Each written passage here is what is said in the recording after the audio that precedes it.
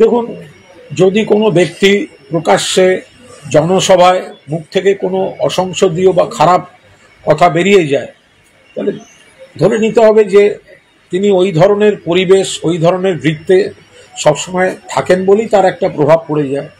মীনাক্ষী বয়সে আমার থেকে অনেক ছোট, তাছাড়া ও মহিলা, ফলে অন্য কিছু হলে আমি যে ভাষায় উত্তর দিতে পারতাম, আমার থেকে হতে পারে প্রতিদ্বন্দ্বী দল, তাদের মধ্যে একটা হতাশা কাজ করে, বা আমার এই যুক্তি তর্ক। আমি দেখলাম মীনাক্ষী বলছে যে ওর কথা শুনতে হবে। কে বলেছে শুনতে? আমি তো নেমন্তন্ন করে আনিনি শুনতে। তার মানে আমার ইউটিউব, আমার ফেসবুক, এগুলো নিশ্চয়ই উনি দেখেন।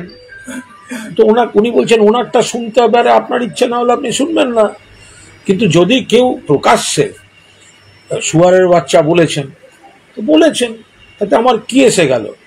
আমার বাবা মা তাদের এভাবে অশ্রদ্ধা না করলে ভালো হতো।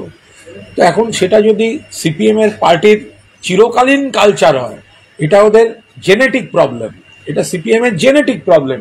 মহিলাদের অসম্মান করা, মহিলাদের ছোট করা। এখন মীনাক্ষী ওপর দাঁড়িয়ে আমি কোনো কড়া বিশেষণ দেব না, তার কারণ ও আমার থেকে বয়সে অনেক ছোট এবং ও মহিলা।